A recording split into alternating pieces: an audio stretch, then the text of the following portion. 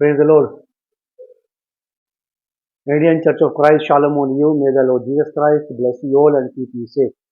मसीह भारतीय कलीसिया को प्रभु यीशु मसीह के नाम में सदा शांति और सुरक्षा मिलती रहे।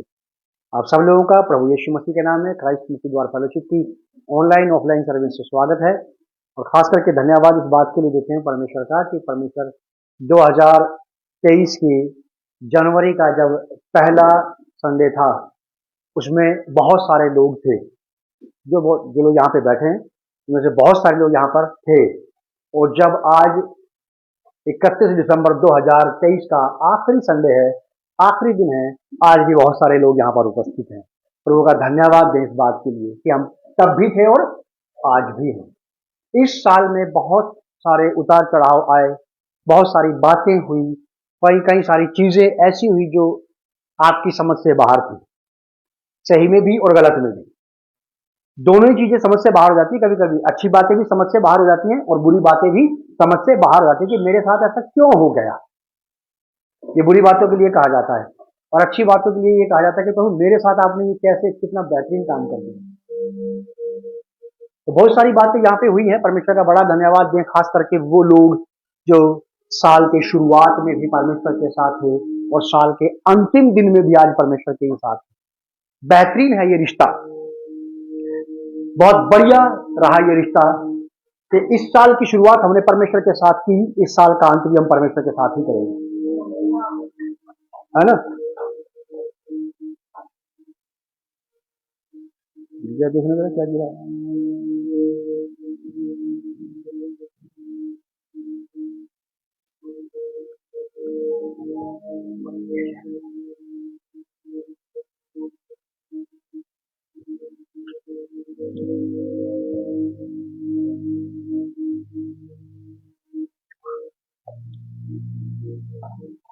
बहुत सारे लोगों ने अच्छी शुरुआत की साल में और अंत भी अच्छा ही करेंगे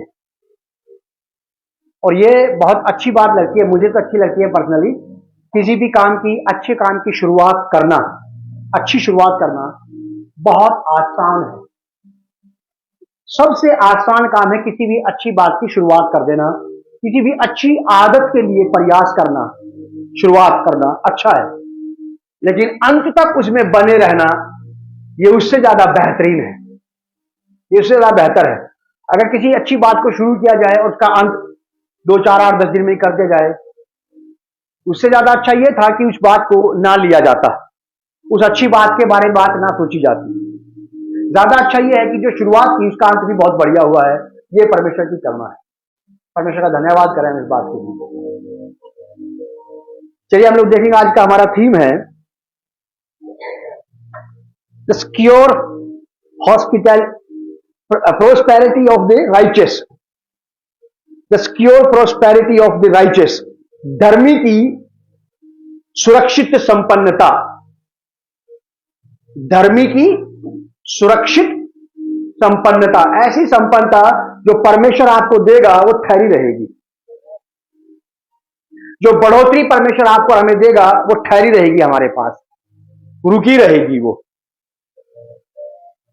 तो आज का हमारा थीम है धर्मी की सुरक्षित संपन्नता, ठहरी रहने वाली सफलताएं, the secure prosperity of the righteous. इस साल के अंत में मैं भी चाहता था कि प्रभु एक ऐसी बात मुझे बताओ आप, ताकि मैं आपके लोगों तक ले जा सकूं, और नए साल की शुरुआत में कुछ ऐसा बताओ मुझे आप, जिससे कि मैं आपके लोगों की शुरुआत में बढ़िया बात बता सकूं। तो मैं परमेश्वर का बड़ा आभारी उस बात के लिए कि उसने मेरी बात का आदर किया, मेरी बात का सम्मान किया और मुझे साल के अंत के लिए भी एक अच्छी बात दे दी और साल की शुरुआत के लिए एक अच्छी बात उसने मुझे बता दी। भजन संहिता 92, जबूर 92, भजन संहिता 92 अध्याय, शाम 92।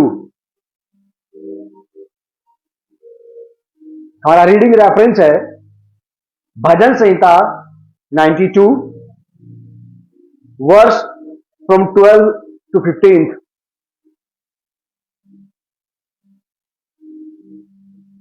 मैं पढ़ रहा हूं, आप लोग सुनिए।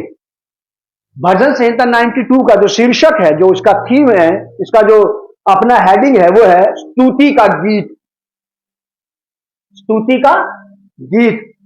दर्द में, पीड़ा में, तकलीफ में, समस्याओं में, चिंताओं में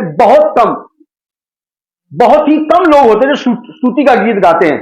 बिरले ही होते हैं ऐसे, तो सारे विश्वासी ऐसे नहीं होते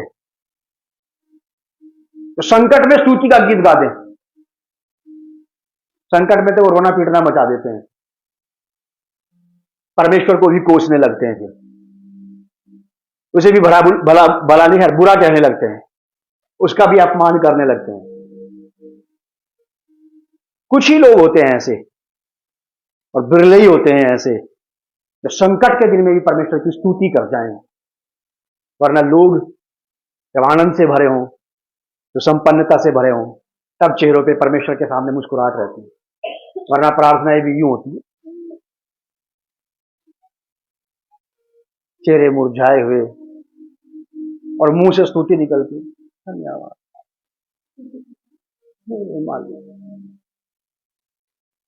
यहाँ हम देख रहे हैं स्तुति का गीत है ये। स्तुति का गीत संपन्नता में होता है। प्रेज एंड वर्शिप का जो कनेक्शन है वो प्रोस्पेरिटी से है। अगर आप बढ़ रहे हैं तो आप स्तुति प्रशंसा करेंगे जरूर। भजन संहिता 92 वर्स 12, धर्मी लोग खजूर के समान फूले फलेंगे और लबानोन के देवदार के समान बढ़ते रहेंगे। बढ़ते रहेंगे, कॉन्टिन्यू प्रेजेंट टेंस है ये। आपकी ग्रोथ होनी चाहिए। अगर रुक गई है तो आपको परमेश्वर से बात करना चाहिए, मैं क्यों रुक गया हूं।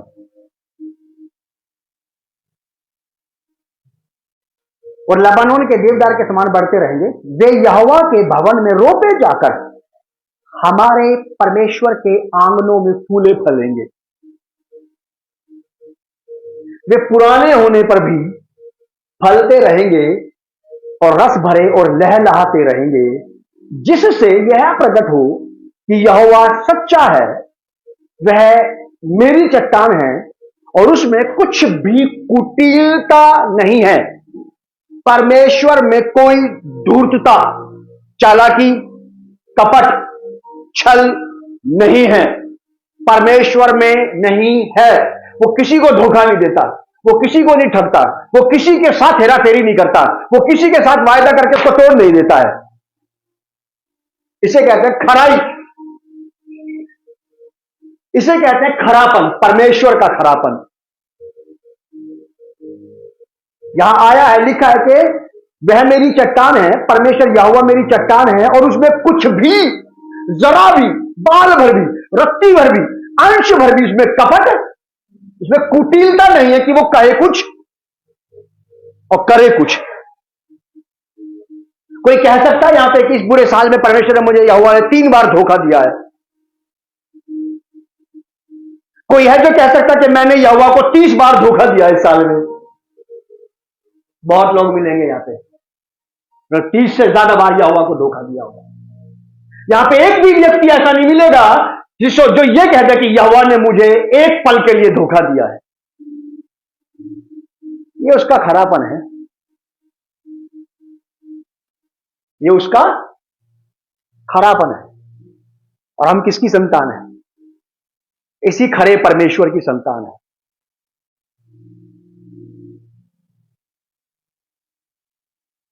हम इसी खरे परमेश्वर की संतान है, कपट रहित परमेश्वर की संतान, निश्चल परमेश्वर की संतान है हम। हमें ऐसा होना चाहिए।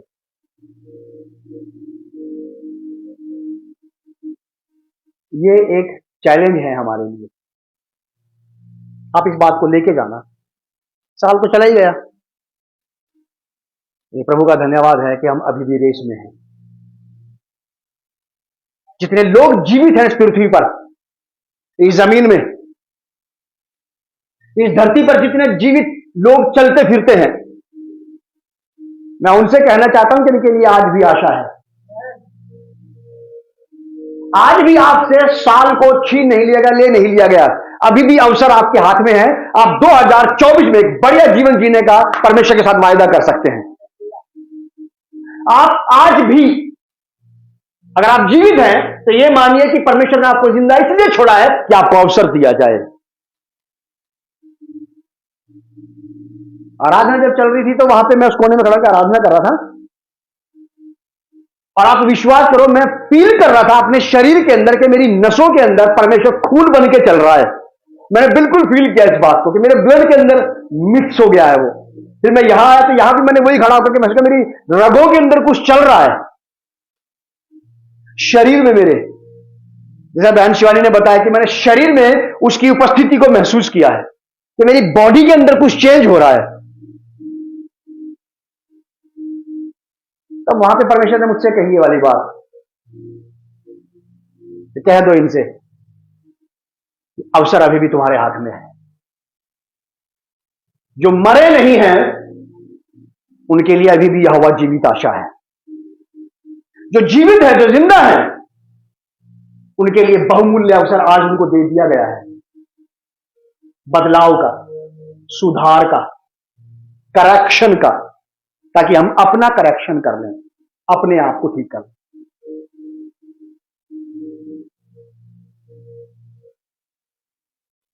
धर्मी लोग खजूर के समान फूले फलेंगे। धर्मी, सब लोगों की बात नहीं आई यहां पर।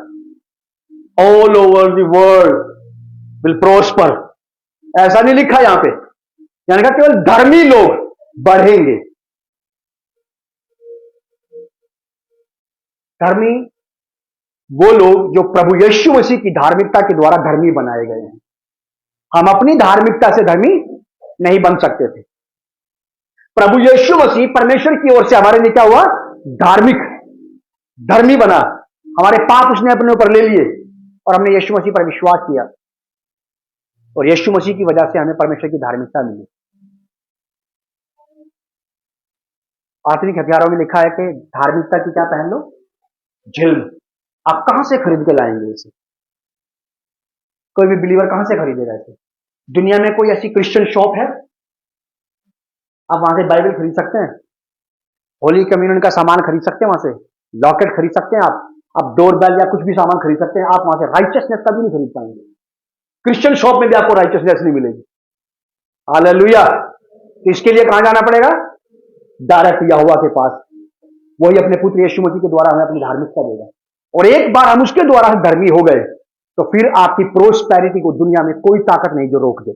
ना शत्रु, ना शैतान, और ना इंसान, कोई नहीं रोक पाएगा। बस एक बात का ध्यान रखें कि मैं उसकी धार्मिकता में बना रहूं, मैं उसकी धार्मिकता में पाया जाऊं, मैं परमेश्वर की धार्मिकता में जो उसने मुझे दी है, जो उसने मुझे ठहरा दिया है, मैं वहां पाया जाऊं, उसके बाहर नहीं। परमेश्वर के वचन के बाहर, परमेश्वर के वचन के खिलाफ, परमेश्वर की दी गई चीजों के विरोध में अगर हम पाए गए तो हम कभी भी आशीषों को नहीं प्राप्त कर पाएंगे। और आशीषें, संपन्नता, सफलता, कामयाबी, कोई ऐसा व्यक्ति है जिसको दुनिया में नहीं चाहिए? आप ढूंढेंगे तब भी आपको कोई नहीं मिलेगा। सब चाहते हैं कि वो सफल हो, सब चाहते हैं कि वो बढ़े अपने जीवन में। सांसारिक लोगों के बढ़ने के तरीके फर्क हैं, और परमेश्वर के लोगों के, जो परमेश्वर की ओर से धर्मी ठहरा दिए गए हैं, उनके प्रोस्पर होने के, उनके फलवंत होने के, उनके बलवंत होने के, उनके सक्सेस होने के तरीके और सिद्धांत फर्क हैं। हमारे हम मसीहों के, हम विश्वासियों के तरीके पवित्र शास्त्र बाइबल में पाए जाते हैं। इसके थ्रू, इस पर चलकर के अगर किसी व्यक्ति ने जीवन में संपन्नता पाई है, सफलता पाई है, तो ये रियल, ये सचमुच डिवाइन और गॉडली प्रोस्पेरिटी है। अगर किसी प्रकार से कोई चालाकी से या किसी और तरीके से, जो गलत तरीके हैं, उनसे अगर हमने कोई धन अर्जित कर लिया है तो ये प्रोस्पेरिटी तो कहलाएगी, लेकिन ये राइचियस प्रोस्पेरिटी कभी नहीं कहलाएगी। बहुत केयरफुल होने की जरूरत है हमें। साल के अंत में है, हम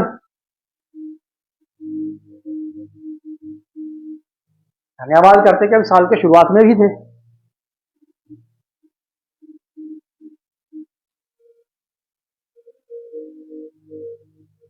धर्मी लोग खजूर के समान फूले फलेंगे।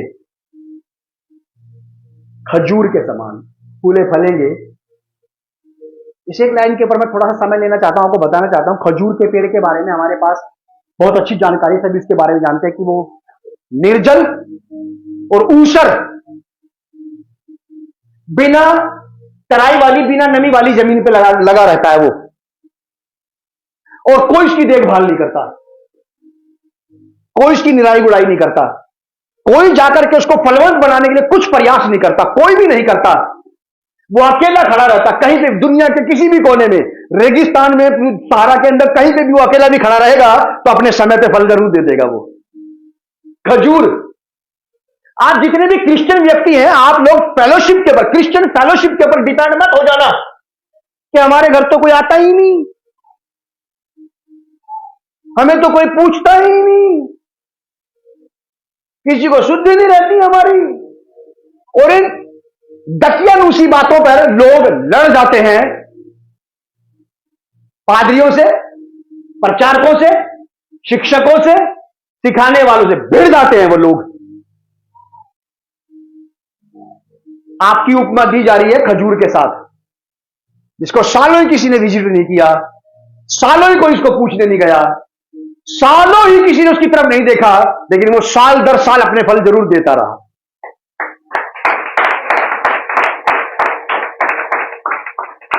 आपको कही जा रही है विश्वासियों को, क्रिश्चियन लोगों को, जिन्हें प्राउड है, we are a people of the Lord, we are set apart people, हम अलग किए गए लोग हैं। अरे अलग किए गए लोग हैं, ये तो प्राउड है, बहुत अच्छी बात है, लेकिन ये कहां जाएगी, ये हमारी खूबी कहां जाएगी।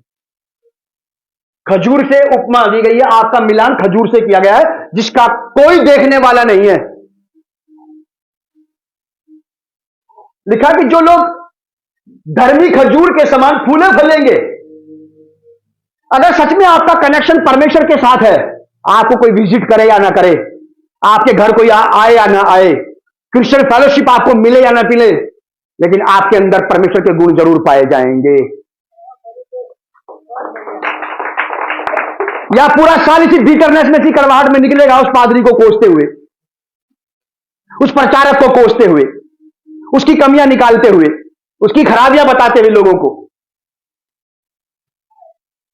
मेरे लिए भी नहीं थी ये वाली बात। जब परमेश्वर के आत्मा ने मुझे समझाया तो मैं ये देख रहा था कि प्रभु, मैं आपका बड़ा धन्यवाद करता हूं। सालों ही मेरी ये हैबिट रही है, मैंने झुंड में, ग्रुप में प्रार्थनाएं बहुत कम की हैं। अगर कभी झुंड में, ग्रुप में मैं मिल जाता था प्रार्थना में, तो मैं जाते जाते 1 घंटा 2 घंटे बिता सकता हूं, उससे ज्यादा नहीं। और मैं अपने काम में अकेला ही कई कई घंटे रह लेता हूं। फेलोशिप बहुत जरूरी है, मिलना जुलना चाहिए आपस में एक दूसरे से। विश्वासियों को संगतियों में मिलना चाहिए, बैठना चाहिए, शिक्षा बहुत जरूरी है। अगर किसी कारण से फेलोशिप नहीं हो रही है तो आपा पीटने की जरूरत नहीं है। आपा पीटना समझते हैं आप? चिल्ला चिल्ला के रोना और सबको बता देना, इसकी जरूरत नहीं है। आप एक बात ध्यान रखें कि परमेश्वर ने आपको खजूर के समान लगाया है, निर्जल ऊसर भूमि पर, बिना तराई वाली जमीन, रेती वाली जमीन पे, खारे पानी के समुद्र के पास लगा दो उसे, वो वहां भी प्रोस्पर होता है, वो वहां भी फलवंत होता है। आपकी मेरी उपमा खजूर से दी गई है, आपको हमें खजूर के पेड़ के समान बताया जा रहा है। फेलोशिप जरूरी है, लेकिन अगर नहीं मिल रही है तो क्या बर्बाद हो जाए, क्या बिगड़ जाए, व्यभिचार में पड़ जाए? संगति नहीं मिली इसलिए शराबी बन गए, और जो संगति में आकर के शराबी है उनका क्या? फेलोशिप नहीं मिली इसलिए हमारे बच्चे बर्बाद हो गए। जिनको फेलोशिप मिली है, फेलोशिप के बावजूद लोग व्यभिचारी हो गए, उसका क्या? फेलोशिप मिलने के बावजूद भी लोग अनाज्ञाकारी हैं, इसका क्या करेंगे? जिनको बार बार विजिट किया जा रहा है वो कितने बदल गए?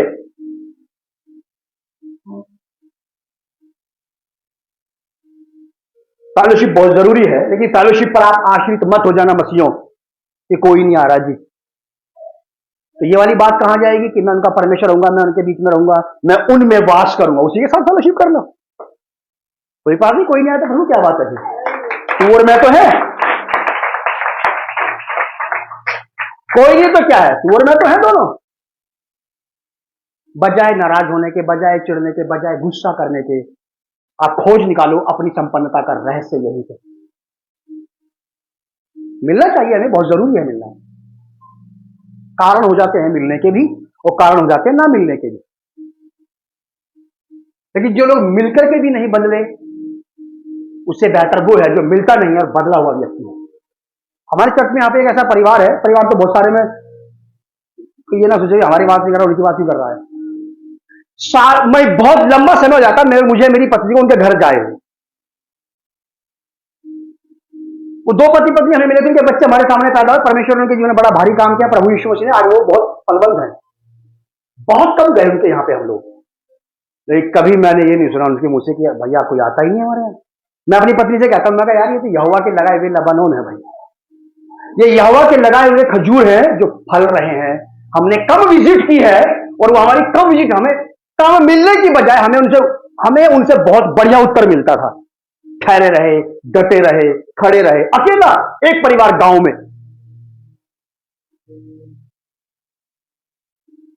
इसे कहते हैं कि ये तो परमेश्वर के लगाए हुए, परमेश्वर के हाथ के लोग हैं, जिन्हें ना तो कोई हिला सकता है ना कोई हटा सकता है, और ये निश्चित अपने समय पे फलवंत होंगे।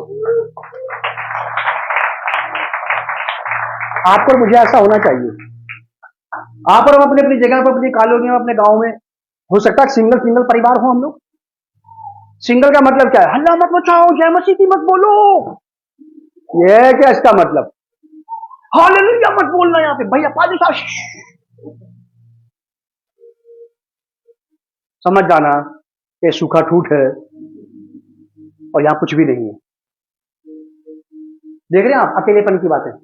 अकेलेपन को तवज्जो मत देना, अकेलेपन को इतना ज्यादा तवज्जो, ध्यान मत देना उसकी तरफ कि हम अकेले हैं। जी अकेले तो इसका मतलब क्या है? हम तुम्हारे पैरों में पड़ जाए क्या? या दो चार को ला करके आगे पैरों में निकाल दे? ये अकेले रहते हैं बेचारे, लेट जाओ उनके पैरों में। और आप अकेले रहते हैं, आपको मजबूत खड़ा रहना चाहिए कि मैं अकेला हूं। बाइबल में ऐसे लिखा कि 100 को और 2000 को भगाएंगे, 100 को 2000 से भारी पड़ेंगे यहोवा के लोग। आपका परमेश्वर योद्धा, आपको उसकी बातें करने में बड़ा मजा आता है। हमारा यहोवा योद्धा है, युद्ध में पराक्रमी है, और तुम हम फिसड्डी। वीर योद्धा के लोग फिसड्डी कैसे हो सकते हैं? कोई योद्धा फिसड्डी के साथ करेगा दोस्ती? मैं तो नहीं करूंगा भाई, घबराए हुए कृष्णों के साथ नहीं रहता मैं। आप खड़े हो जाओ अपनी अपनी जगह पे और ले जाना आप इस वाली बात को कि प्रभु मैं आपके हाथ का लगाया हुआ खजूर का वो पेड़ हूं जो अपनी हर ऋतु में फलूंगा, चाहे कोई मेरे साथ रहे या ना रहे।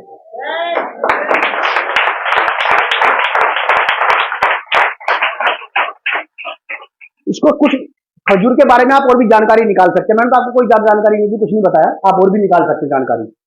इसको कोई भी ठीक से रखवाली नहीं मिलती, कोई इसके पास नहीं जाता, इसका हाल पूछने कोई नहीं मिलता इससे। लेकिन जब वो किससे मिलता है तो अपने फ्रूट के साथ मिलता है। आपको और मुझे ऐसा मसीह विश्वासी बनना है। परमेश्वर ने आपको हमें इसलिए लिया है, हमारा धर्म और हमारी जाति, हमारा कुल गोत्र बदलने के लिए हम यहां पर नहीं है। हम यहां पर इसलिए हैं, हम इसलिए बदले गए हैं कि बदल दें किसी को। हम इसलिए बदले गए हैं कि जाओ और जाकर के बदल दो। हम इसलिए बचाए गए हैं कि जाएं और जाकर के बचा ले। हम इसलिए बुलाए गए हैं कि जाएं और बहुतों को बुलाकर ले आए। पड़ोसी क्या कहेंगे, रिश्तेदार क्या कहेंगे? ये दुनिया है साहब, ये खाते को देख नहीं सकती और भूखे को दे नहीं सकती। तो इससे आप बिल्कुल फ्री माइंड हो जाएं, इसके बारे में बिल्कुल ना सोचें आप, इससे डर के बिल्कुल ना जिए आप, परमेश्वर से डर के जिए आप, जो शरीर और आत्मा दोनों को नष्ट कर सकता है। संसारिक लोग क्या करेंगे? ज्यादा शरीर को नुकसान पहुंचाएंगे, सर तोड़ देंगे, हाथ तोड़ देंगे, यही तो कर सकते हैं। ज्यादा कुछ नहीं कर सकते, वो जान से मार डालेंगे, कोई बात नहीं, हम जाएंगे परमेश्वर यहोवा के ही पास। फिर भी स्वर्ग में हमारा नाम लिखा हुआ है, हमारा वहां पे पहले से एक मुकाम है। बच गए तो फिर यहोवा की आराधना करेंगे, मर गए तो वहां पहुंच के आराधना करेंगे, छोड़ेंगे नहीं, क्योंकि उसने भी हमें नहीं छोड़ा। 31 दिसंबर तक हमारे साथ है वो, आज के दिन तक वो, आज के दिन तक हमारे साथ है। उसने नहीं छोड़ा तो हम क्यों छोड़ेंगे। तो जल्दी कुछ पढ़ के बोलूंगा, आप निकालते रहना, पढ़ते रहना। भजन संहिता 72 अध्याय उसका 7 पद, Psalm 72,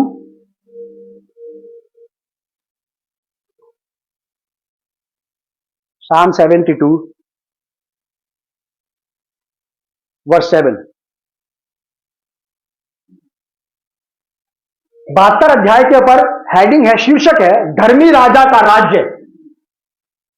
धर्मी राजा कौन है? परमेश्वर से बड़ा धर्मी राजा कोई भी नहीं है, ना कोई था, ना कोई है, और ना कभी कोई। परमेश्वर से बड़ा धर्मी राजा, अपनी प्रजा का पालन पोषण करने वाला कोई बादशाह आज तक पैदा नहीं हुआ। अच्छे अच्छे राजा हुए हैं, लेकिन यहोवा के बराबर कोई नहीं।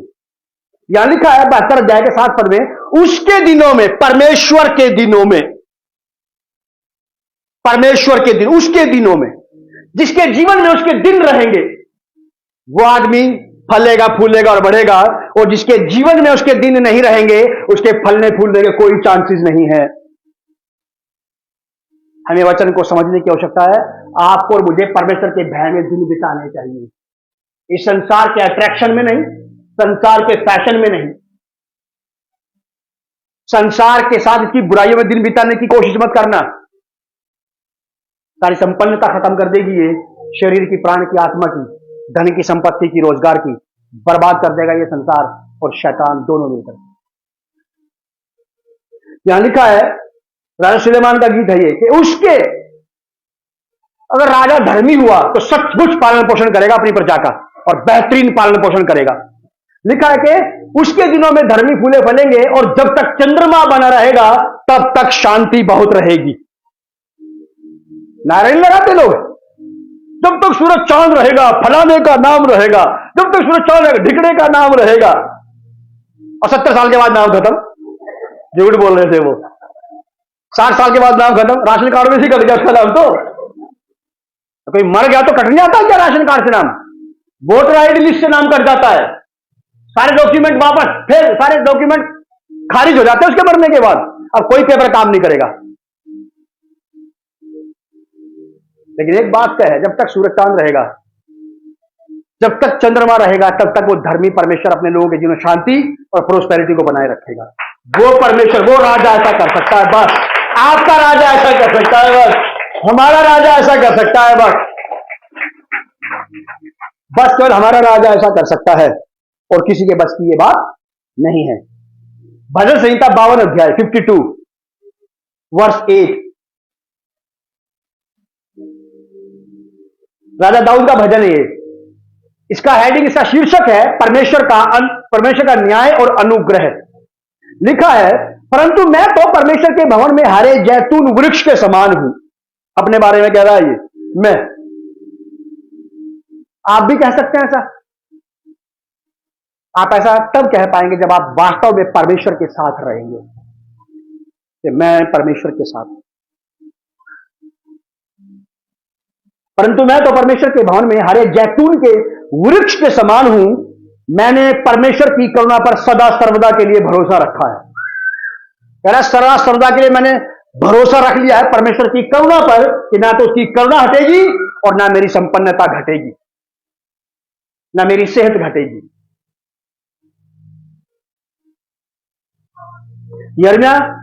जर्मया chapter 17 verse 7 and 8। Jeremiah chapter 17 verse 7 and 8 लिखा कि धन्य है वह पुरुष जो यहोवा पर भरोसा रखता है। धन्य है वह पुरुष जो यहोवा पर भरोसा रखता है, जिसने परमेश्वर को अपना आधार, अपना बेस मान लिया है, जो परमेश्वर पर ठहर गया, टिक गया है। जिसने परमेश्वर को अपना आधार माना हो, वह उस वृक्ष के समान होगा जो नदी के किनारे लगाया गया है, और उसकी जड़ जल के पास फैली हो। जब धूप होगी तब उसको ना लगेगी, उसके पत्ते हरे रहेंगे, और सूखे वर्ष में भी अकाल के दिनों में, है ना, पैंडेमिक डेज में भी, कोविड के दिनों में भी लोगों ने तरमाल खाया है, नहीं खाया है? कईयों की आवाज तो ये भैया इतना अच्छा तो हमने पहले कभी नहीं खाया था जितना हम खाया है, और खर्चा भी कुछ नहीं हुआ।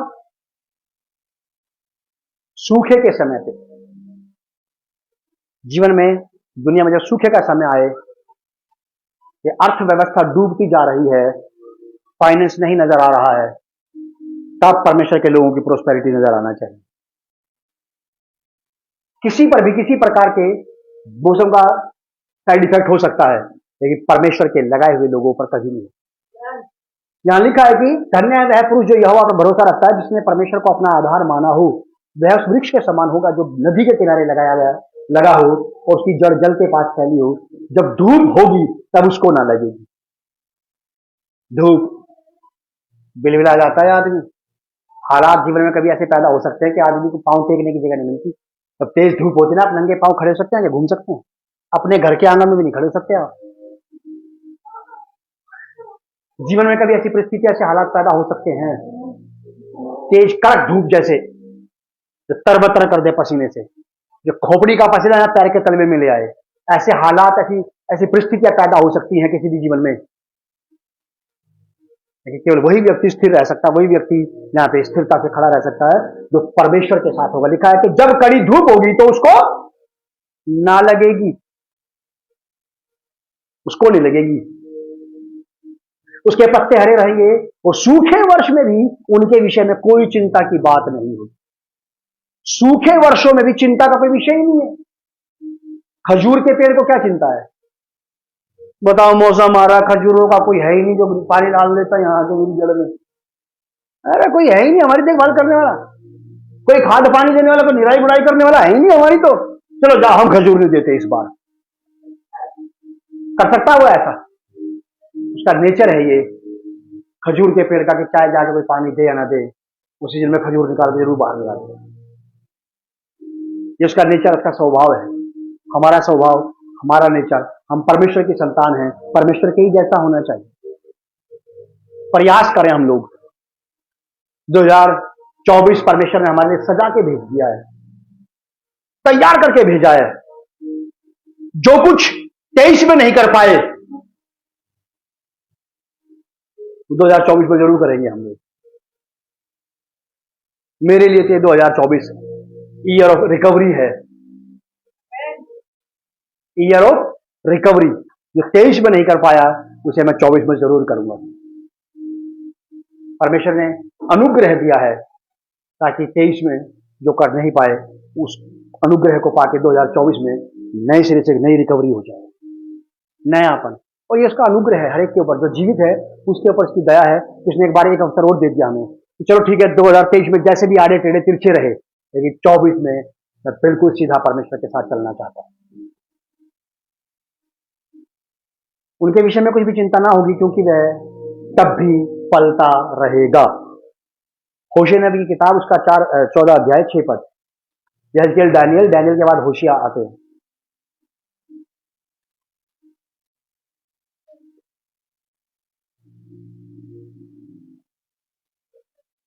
होशिया नबी की किताब, उसका 14वां अध्याय और 6ठी आयत। लिखा है कि उसकी जड़ से पौधे फूट कर निकलेंगे। प्रार्थना करें आप और मैं, 2024 में प्रभु मेरी जड़ से भी पौधे फूट करके बाहर निकल आए, मैं अकेला ही ना रह जाऊं, मैं आपके राज्य में, आपके घर में कुछ उत्पन्न कर सकूं। उसकी जड़ से पौधे फूट कर निकलेंगे, उसकी शोभा जैतून की सी और उसकी सुगंध लबानोन की सी होगी। जो उसकी छाया में बैठेंगे वे अन्न के समान बढ़ेंगे, वे दाखलता के समान फूले फलेंगे, और उसकी कीर्ति लबानोन के दाख मधु की सी होगी। परमेश्वर का आशीर्वाद है ये उन लोगों के लिए जो परमेश्वर के साथ लगे रहेंगे। भजन संहिता 1 अध्याय का 3 पद, वहां पर ऐसा लिखा है। भजन संहिता 1 अध्याय 3 पद में, वह उस वृक्ष के समान है जो बहती नालियों के किनारे लगाया गया है और अपनी ऋतु में फलता है और जिसके पत्ते कभी नहीं मुरझाते, इसलिए जो कुछ वह पुरुष करे वह सफल होता है। अगर इस साल में बहुत सारे कामों में सफलता नहीं मिली तो छोड़ना मत, उस काम को पकड़ के रखना और उसको लेकर के 2024 में हम परमेश्वर के पास पहुंचे, बोले कि प्रभु ये ईयर ऑफ रिकवरी है, ये रिकवरी मैं 2023 में नहीं कर पाया, लेकिन 24 में से मैं जरूर करूंगा आपके साथ चलते हुए। छोड़ना नहीं आप उस सफलता के काम को, 2024 में लेकर के उसे प्रवेश करें और यहोवा के सामने उसे रख दें और उससे कहें कि मुझे बल, शक्ति और बुद्धि दे, ताकि मैं 2024 में वैसा सक्सेस और सफल हो सकूं जैसा मैं 23 में नहीं हुआ। 23 में जो कुछ तूने मुझे दिया मैं उसके लिए तेरा धन्यवाद करता हूं, लेकिन 24 पूरा का पूरा मेरे सामने है। हो सकता है 2023 के 3 महीने निकलने के बाद हमारी आंख खुली हो सकता है कि 2023 के 7 महीने गायब होने के बाद अचानक नींद से जागे हो कि यार साल तो निकल गया। हो सकता है कि 2023 के जाने के आखिरी महीने में, 9वें महीने में, 12वें महीने में लोग जागे हों कि मैं तो कुछ नहीं कर पाया लाइफ में। कोई बात नहीं, 2024 रिकवरी का साल है। अब जाकर के आप यहां से उठ के 2024 में जाएं और कहें कि प्रभु मैं यहां आया हूं, अब मैं सारी रिकवरी करूंगा। और परमेश्वर रिकवरी करने में, आपको रिकवर करने में, लाइफ के हर एक क्षेत्र में परमेश्वर आपको रिकवर करने में हेल्प करेगा, मदद करेगा। उसने आपको इसलिए रखा 2024 में कि जो 23 में नहीं मिला आपको वो 24 में मिलना ही चाहिए। अगर नहीं होता उसके पास आपके लिए कुछ, उसने 23 में ही कह दिया होता कि बेटा घर वापस आओ। अगर घर वापस नहीं गए, हम अभी भी यही दुनिया में घूम रहे हैं, उसके बाद 24 में वो मुझे अपनी महिमा दिखाएगा। मैं उसके सामर्थ्य को देखूंगा और सामर्थ्य के काम को देखूंगा। भजन संहिता 1:3 हमने पढ़ लिया, यूहन्ना रचित सुसमाचार उसका 15वां अध्याय 2 आयत। हम लास्ट में पहुंच गए हैं संदेश के बिल्कुल।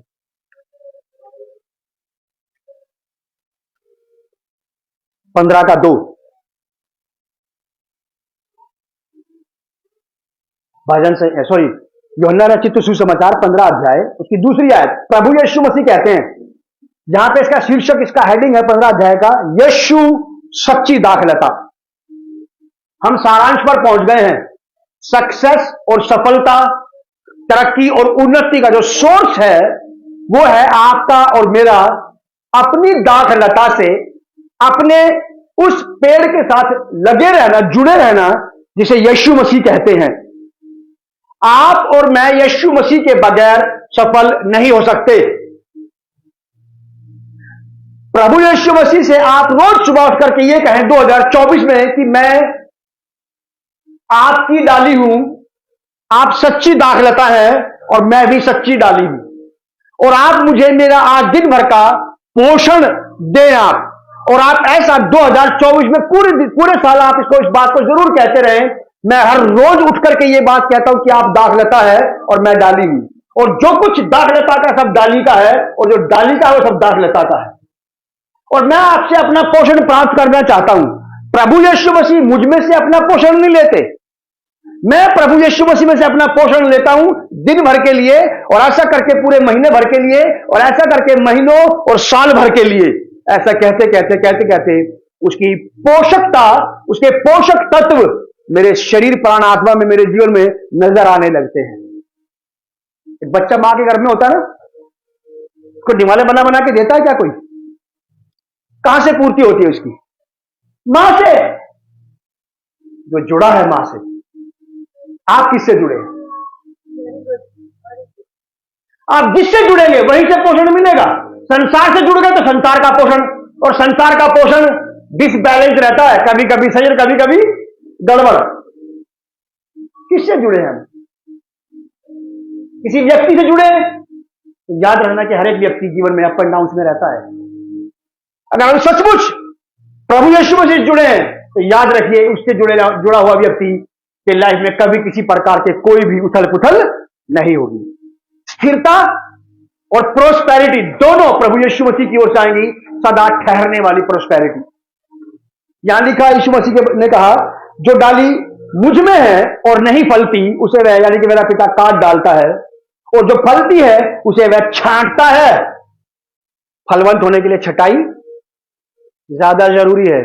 अगर किसी की छटाई नहीं हो रही ना, तो आप याद रखना कि आप में ज्यादा फल नहीं आएगा। मैंने नहीं कही ये वाली बात, ये बता रहा है। ज्यादा फलरिश होने का मतलब है ज्यादा छटाई। जिन लोगों ने घर में गार्डनिंग कर रखी है वो जानते इस बात को, उनके घर में माली आता है और अच्छी अच्छी डालियों को जो आपको देखने में लगेगी तो ये तो हरी टहनियां थी, वो खट खट खट खट खट खट काट के चला जाता है और थोड़े दिन के बाद आपको दिखाई देगा पौधे में जान, उसका तना मोटा हो रहा है। नाहक वेस्ट एनर्जी को खींच लेने वाली वेस्ट टहनियों को काट के अपने जीवन से फेंक दो ताकि आपका तना मोटा होता चला जाए।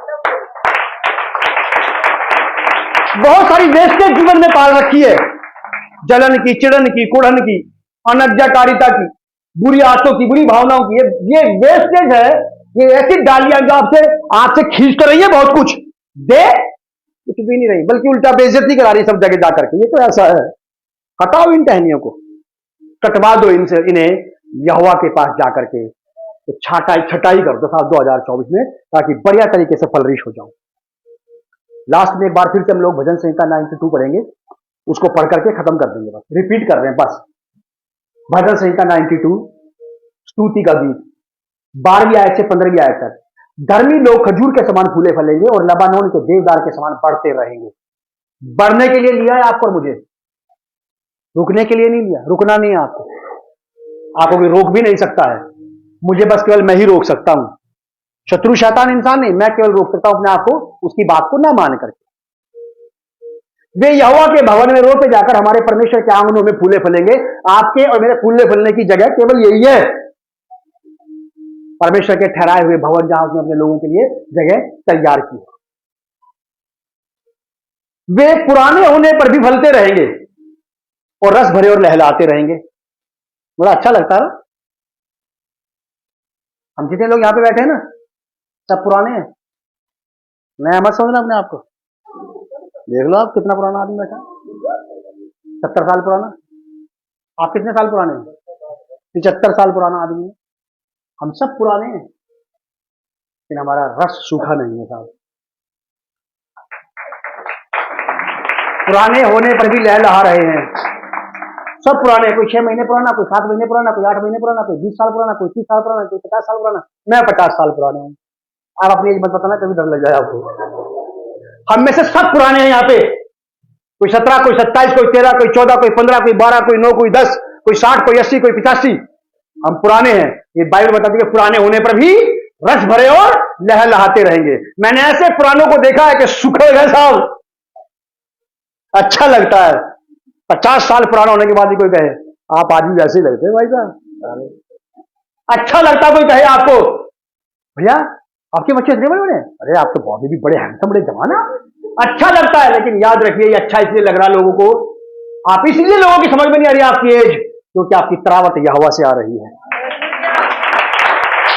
वो मेरी चमक है, वो मेरे मुख का प्रकाश है, मेरी ज्योति है। लोग धोखा खा जाते हैं। मुझे मेरे बेटे को देख करके बोलता है आपका भाई है, मेरा दोस्त है मेरा। हाँ, अच्छा लगता है लोग उम्र बढ़े कहे आप लगते जी। तब आपको बोल रहे थे प्रभु मैं आपका बड़ा धन्यवाद करता हूं, आपने मेरे लिए मुझे चमत्कार बना रखा है कि शत्रु शैतान इंसान सब मुझे देख करके आश्चर्यचकित है। मुझे देखकर लोग भौचक्के रह गए और आइडिया नहीं लगा पाए ये कितने पानी में है। मेरी जड़ें ढूंढने में जिंदगी खत्म हो जाएगी तुम्हारी, क्योंकि मेरी जड़ें यहोवा की जड़ों से मिली हैं और यहोवा की जड़ों को कोई नहीं खोज सकता। ऐसा आपके लिए है, कलीसिया के लिए है ये बात, उसके लोगों के लिए यह बात। आपको बोला होगा कभी ना कभी किसी ना किसी ने, यहाँ बहुत सारे ऐसे लोग बैठे कि एज ज्यादा है लेकिन लगते नहीं वो चेहरे से। आप ही लोगों में बैठे हैं ऐसे। और ये तरावट की वजह क्या है? आप क्या सोचते हो? आपकी एक्सरसाइज? आप क्या सोचते हैं कि आपने कोऑपरेट कर आपने मेंटेन करके रखा है? आप क्या सोचते हैं? खान पान, तो खान पान का ध्यान रखें। ये अनाज मार डालेगा एक दिन आपको। खाना खाता है आदमी को, याद रखना आप। कुछ ही लोग हैं जो खाने को खा के हजम करते हैं, बाकी को तो खाना खा के हजम कर रहा है। खाने के पीछे लगे हुए लोग।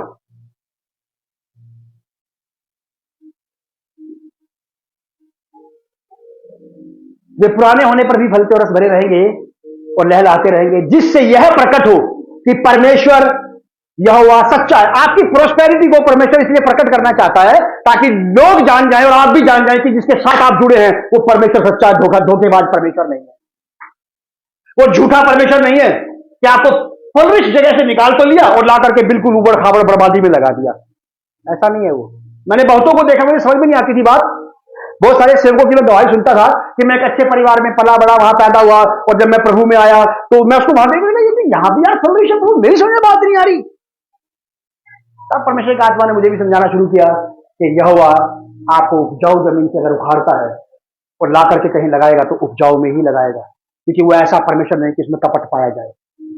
प्रभु का धन्यवाद करें आप, वो आपको धोखा कभी नहीं देगा। साथ हमारे जान पहचान के लोग, हमारे साथ रहने वाले, हमारे रिश्तेदार, हम संसार के लोग धोखा खा सकते हैं, लेकिन परमेश्वर धोखा नहीं खाएंगे। वो कपटी परमेश्वर नहीं है कि ये कहते हैं कि चल मैं सुधारूंगा, मैं बनाऊंगा सब कुछ, और बाद में ला करके बोल दे मेरे बस की तो नहीं है भाई, देख ले अब तेरा क्या होगा। वो कोई पादरी प्रचारक, कोई विश्वासी, कोई भविष्यद्वक्ता नहीं है वो, जो एक बार कुछ कहे दोबारा ये कहते कि अब मैं क्या कहूं।